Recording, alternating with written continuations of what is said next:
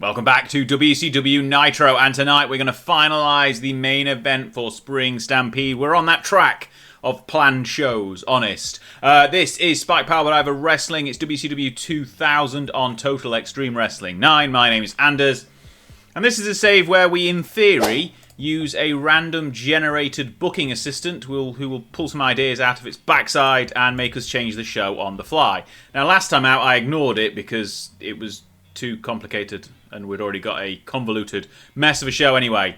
You're done, kid. Abruptly stop the push of a young mid-carder by having them lose to an old veteran and then ignore them for weeks. Are we actually pushing anyone in the mid-card? No. I mean, we kind of stopped pushing Benoit.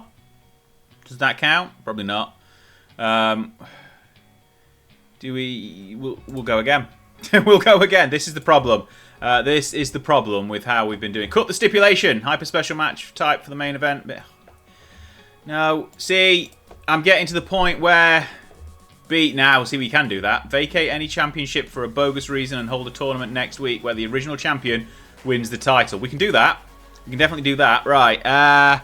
Who should we bogusly strip of the title for some unknown reason? Let's have a look at our champions whilst we're here. Let's do it. Right, we've already messed around with the Cruiserweight title once. Hardcore title again, we did a mess around there when we had Van Hammer win it. Maybe it's the time for the US title. We'll just sort of... Should we strip Scott Steiner for being a... Well, I mean, he didn't lose his title for... I didn't have the title then, I suppose, when he beat up Ric Flair. Okay, let's see what we can do. Right, Steiner. He quits the NWO here. Sorry, spoiler. And... Okay, so what you can do... Do we need to... See, Steiner throws the US title down. Declares it vacant. And has his sights set on the WCW title after... Well, there we go. So it's going to turn face. And we're going to vacate his championship. It's a little bit of an odd one, but, you know, we'll vacate it. Why not? I mean, why not? And next week we'll forget about it and give it back. I mean, okay, let's go to the show. It's the 3rd of April, so that means a few people's contracts have ended. So the Hollywood Brother, who was on last week's show, he's gone. Randy Savage, similarly, was on last week's show. He's now gone. A few others, I think, at the beginning of April have gone, but, I mean, who cares? We also, if we quickly do that now whilst we're here, we go to our production. Can we see our production at this point? I don't know if we can. Production levels, how even is it? Where? There.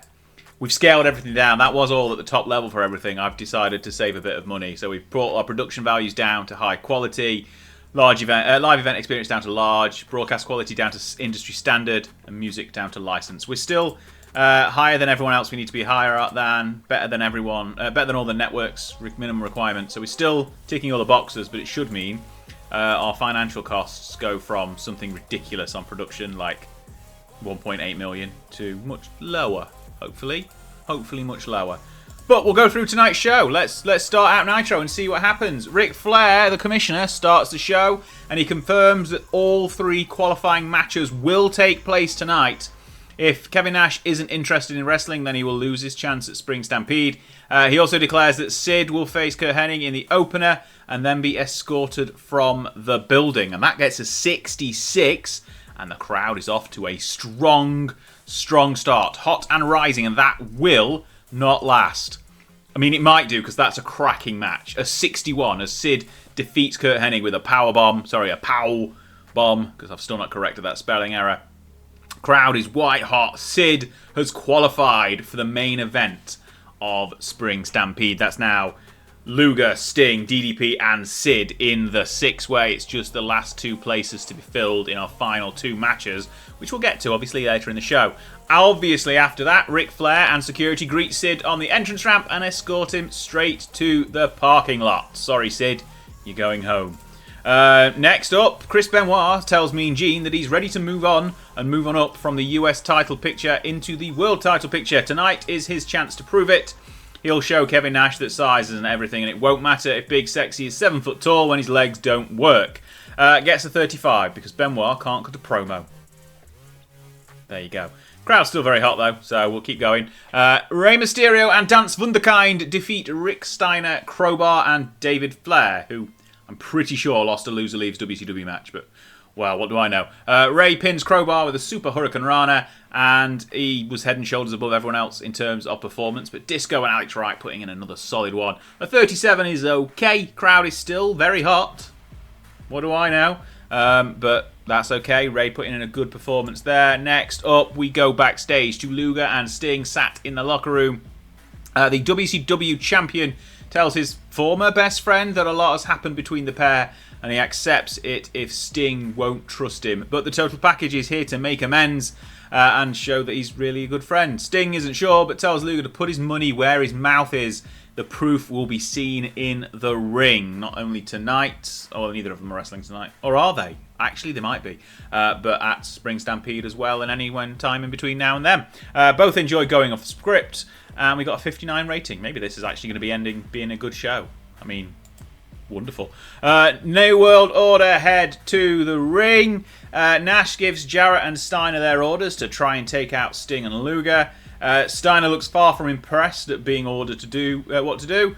Hall continues trash talking of Old Man Piper, with Nash clearly expecting victory as he talks about the six-way match as if he'd already qualified. Odds are in favour of the WCW champion being a member of the NWO. That's the next WCW champion, not that Luger is turning. I mean, Luger might turn. Who knows? But yeah, Scott Hall gets the benefit from a hot catchphrase. Nobody really wants to see Scott Steiner turn face. But it's happening. Get over it. In our next contest, to celebrate their victory, Alex Wright and Disco Inferno are having a dance party backstage. Unfortunately for them, the Revolution interrupt, and a 5-on-2 beatdown in the locker room cuts short their celebration. Shane Douglas then tells them that they drew the short straw, and apparently they are next in line for a shot at the tag titles against Malenko and Saturn at Spring Stampede. It gets to 37. The crowd somehow is still very hot. What do I know? Not much. Next up, another cracking match as Sting and Luger have a wild brawl with Jarrett and Steiner, but Sting ultimately makes Jarrett go down to the Scorpion Death Drop. Everyone puts in a good performance. Sting, however, puts in a very good performance. Steiner's face term is being booed a bit. A little, well, not really. Little reaction. Match gets a 67 though, so that's good.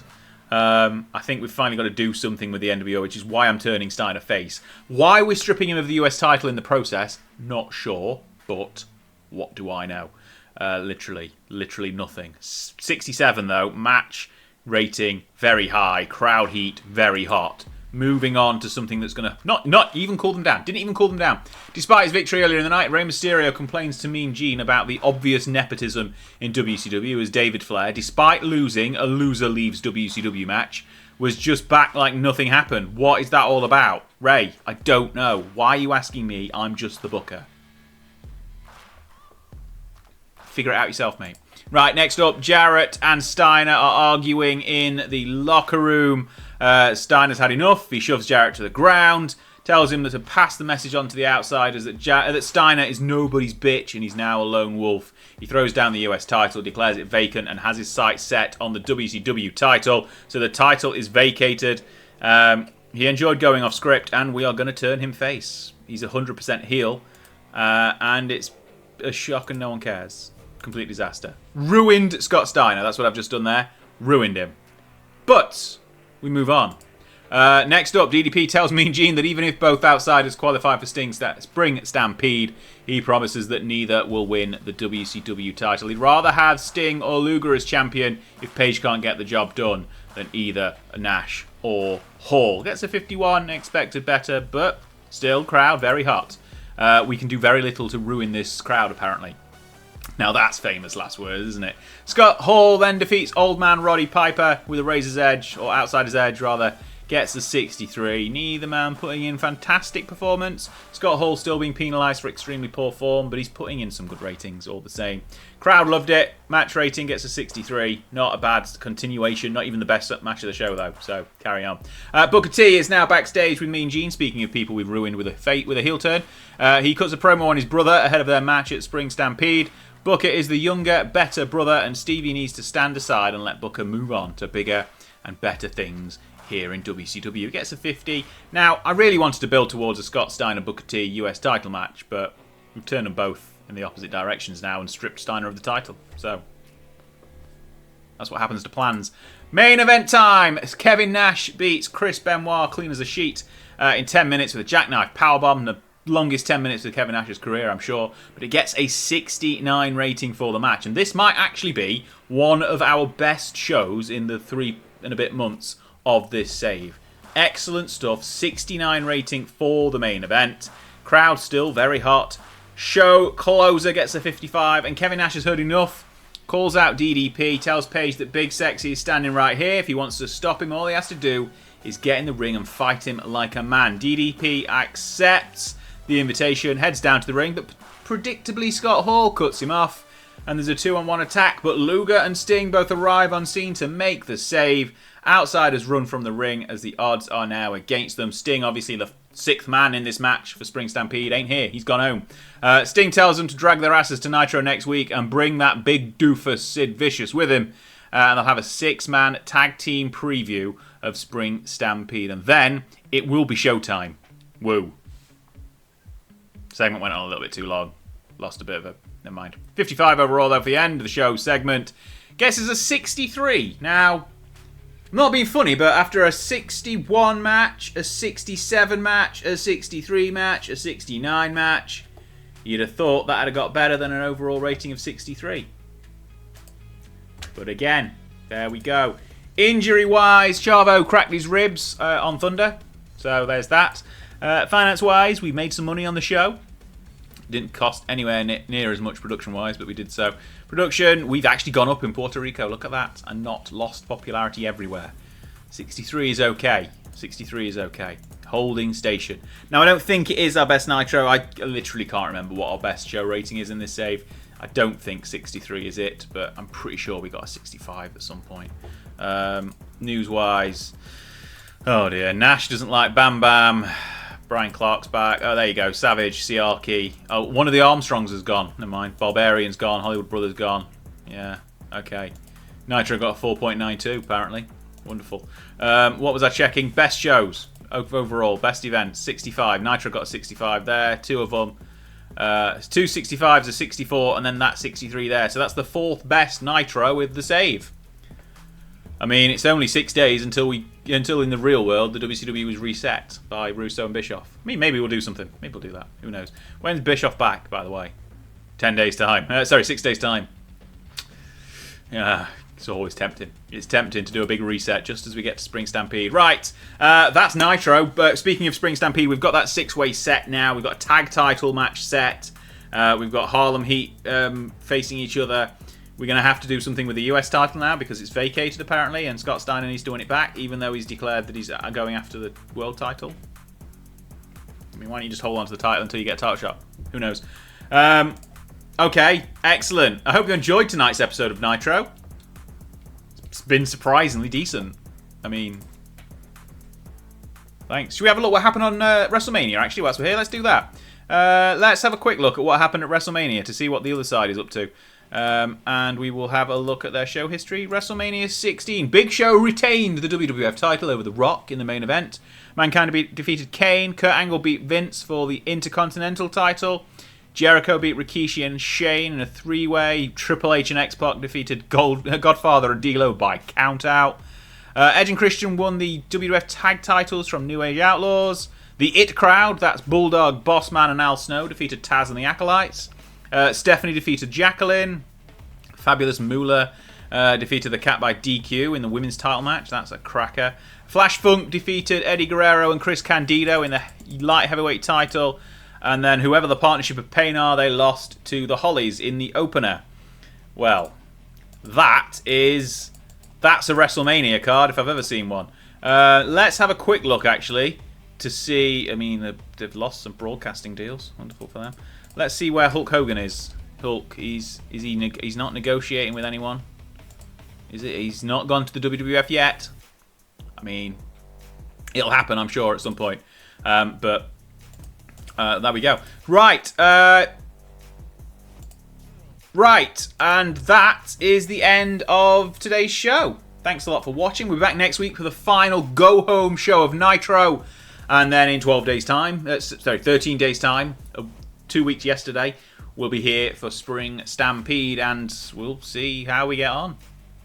Lots of stuff happening, some plans in place, all of it going to be ruined. Thanks a lot for watching. I've been Anders. See you next time.